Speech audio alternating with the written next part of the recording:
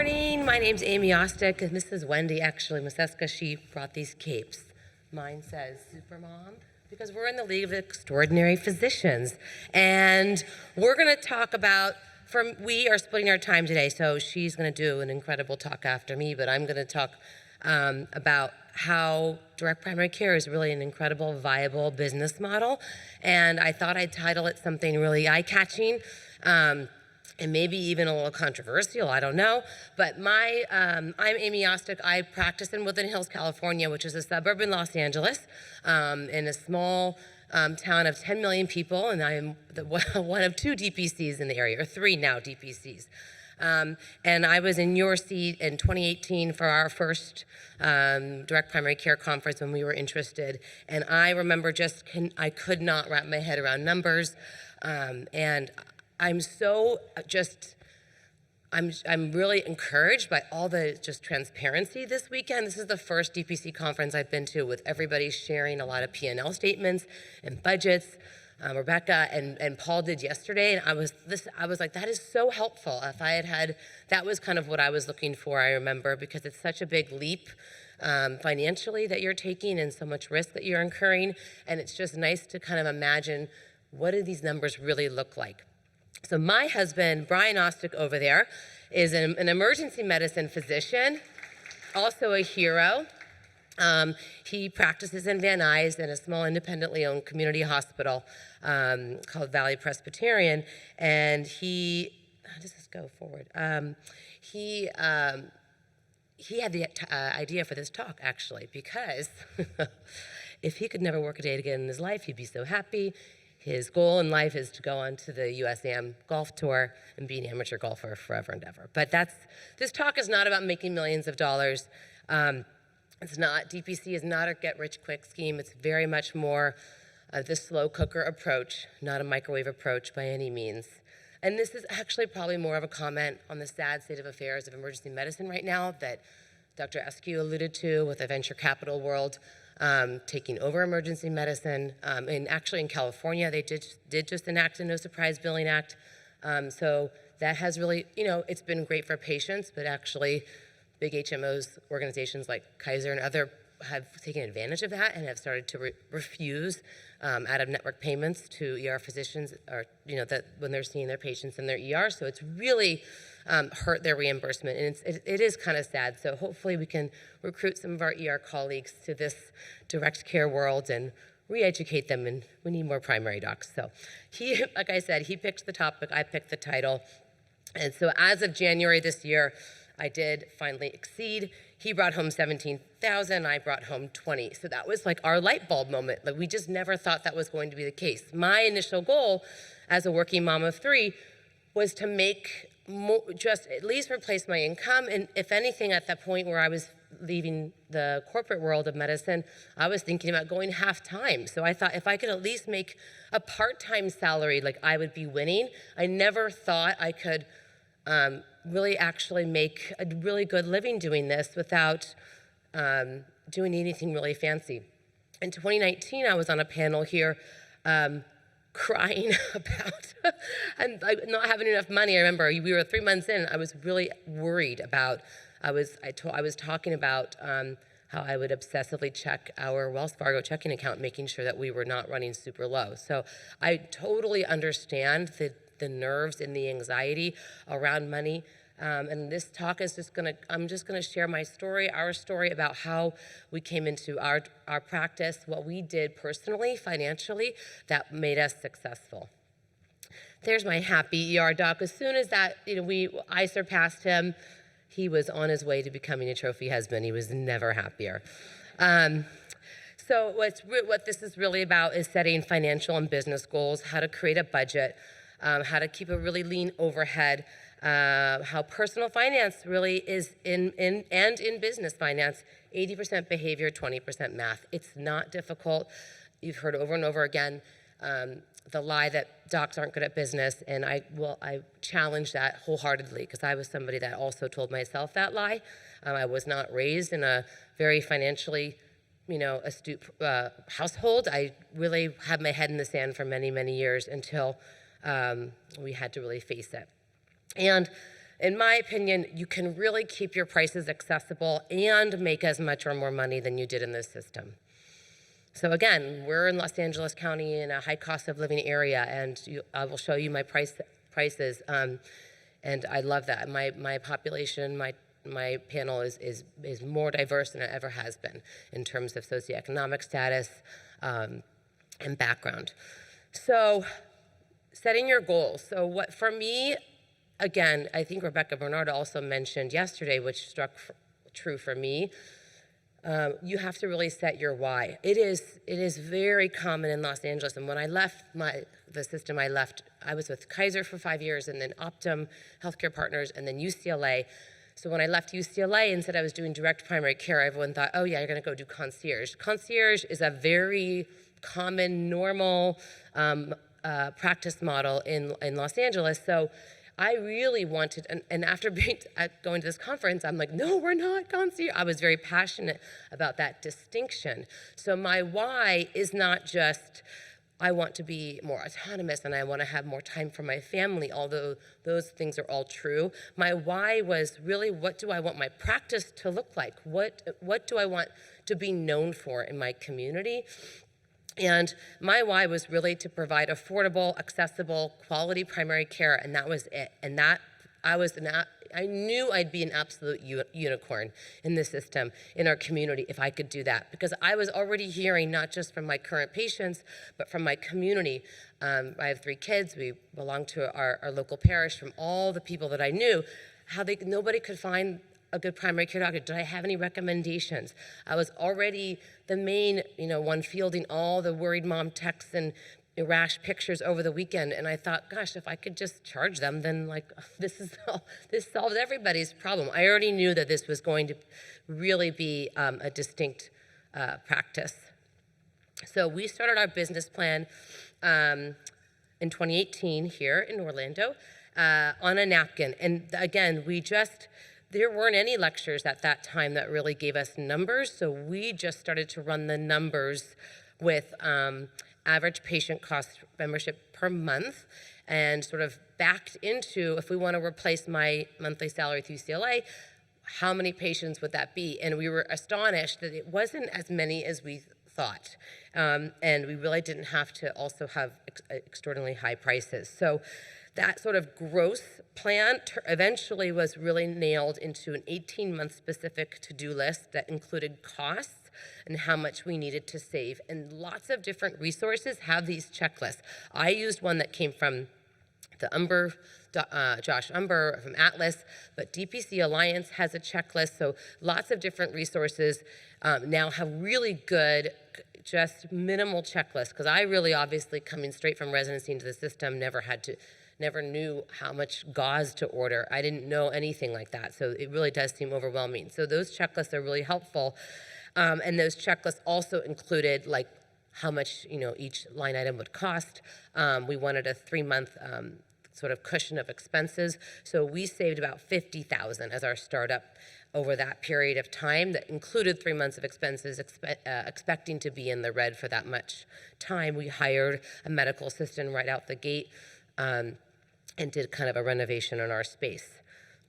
So I'm very passionate about this, and I was really pleased to hear a lot of people sharing this same sentiment about debt management.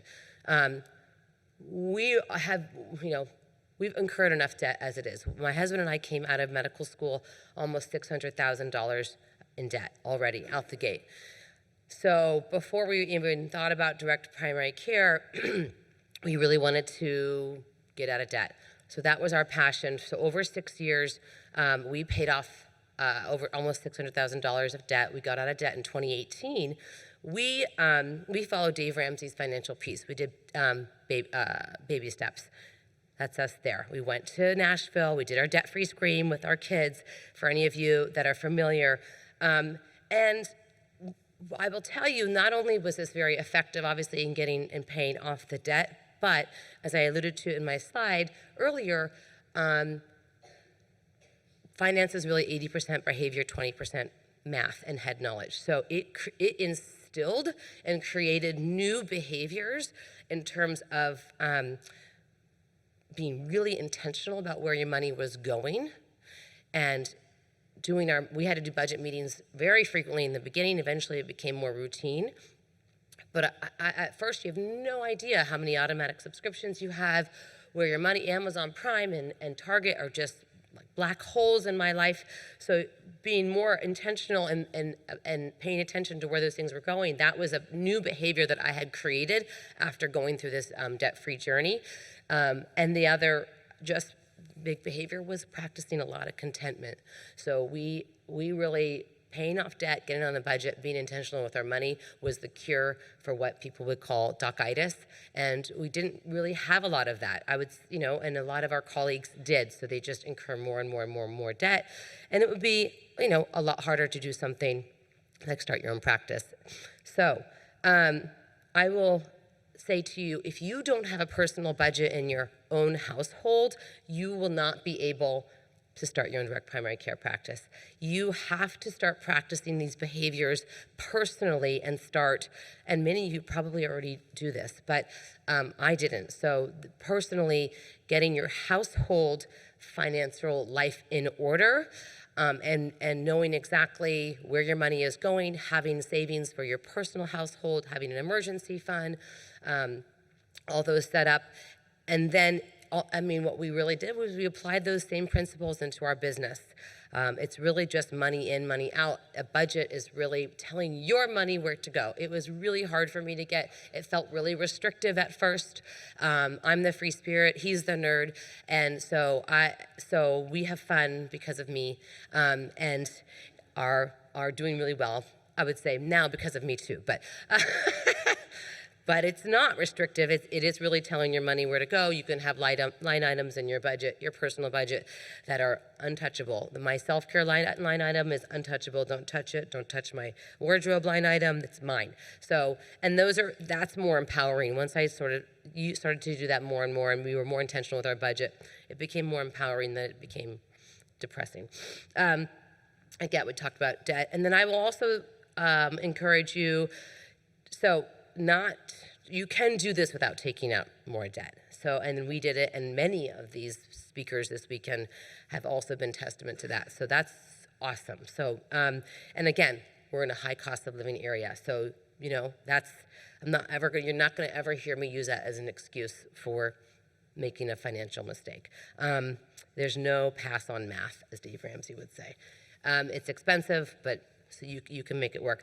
I would also just be careful of third-party vendors in the beginning. So your marketing, your website design, all the people I get emails and solicitations every day about bringing patient volume in and marketing, et cetera. And so before you ever sign up for anything, just have either your spouse that's helping you, or a partner, or your accountability partner, or somebody that's doing it with you, or a TPC doc in practice, and run it by them. Because you want to make sure that you're not, you're getting good return, but also not giving out too much of your own profit in the beginning. So this is our budget, and I'm glad this has really blown up. So this was in March of 2020, just this month. So about $44,000 we collected grossly actual. So we budgeted about $50,000. So we ran this report probably a few days ago. Brian is a 1099 employee. He has a small panel of patients. We have a 401k match. You can see our Amazon. You can see what we spend on computer expenses, our EHR, insurance. Again, MedMal, our insurance for 2 doctors, $509 or $568 a month, so pretty reasonable. We have some savings in a Live Oak account, which is like our sinking fund. Again, we applied a lot of the personal principles that we practice personally with our budget, with having the various sinking funds for savings into our business practice. So those are things like taxes for next year, or 401k match, et cetera. Medications, we spend on average $1,000 if I buy Botox that month, which I will do a little bit of Botox here and there. It might be more.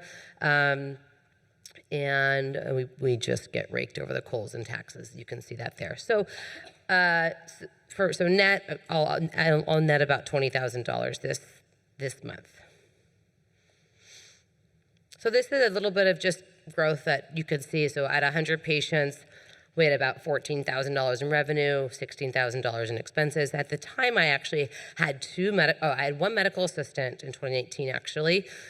And then in 2021, actually, I hired another medical assistant because she was my favorite person and she was available. And so it was probably a premature hire, but it worked out. I was willing to take the hit financially, and the first one that I hired actually left. So now I'm back down to one. I had about 650 patients, again, about 50 grand grossly, and my expenses are around 30. So this is my pricing structure. I just redid it. I've changed it twice. We started out $89 a month with an age-based tier, and we upped it once. But then we just went to sort of a non-age-based.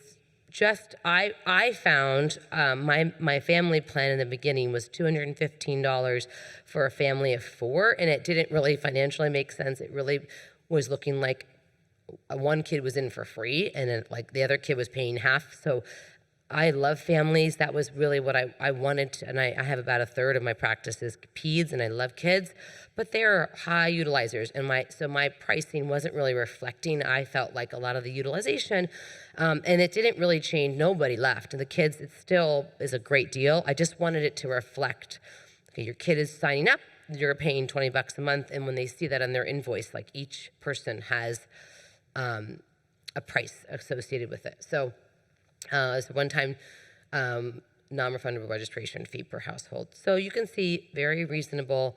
We might go up in another couple of years. We'll see. This changing our pricing structure, we went up by $5 for an adult, actually went down by $5 for over 65 because we went to just one number, but this did kind of increase our revenue by about just under $3,000. So it did help a little bit.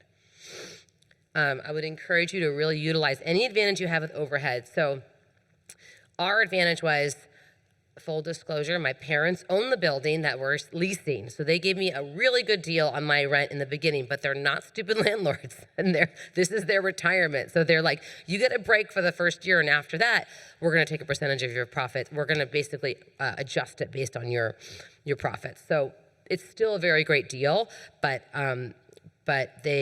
that was sort of how I was able to hire a medical assistant out the gate, was that I had a really good deal on this lease, so I could have somebody have sort of a medical assistant office manager in the beginning. But I absolutely think that if I didn't have that, I would have looked into subleasing, because the leasing space in Woodland Hills and LA County is commercial leasing space is crazy. It wouldn't have made any sense. So much, and then especially if I started 6 months before COVID, nobody came in for about a year. So subleasing, I really encourage. A lot of my colleagues in California do home visit, virtual visits only in the beginning. Really start out small with medications. Andameds and lots of other vendors are so quick with shipping. It's real easy quickly to get an idea of what you need, and you can just sort of order as you need them. We're down now to ordering twice a month because we were spending we weren't really efficient in that. So we order medications on the first of the month and the middle of the month. And also virtual assistants. If I didn't have the most amazing MA in the world, I probably would have looked into that as well. Lots of practices here use virtual assistants. You could run profit and loss statements kind of monthly, quarterly. We do this.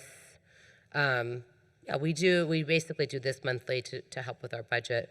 And it's a good way to kind of benchmark yourself. So this is our P&L statement for all of 2023. Gross income was about a little over $500,000. We, again, similar kind of line items here with our budget.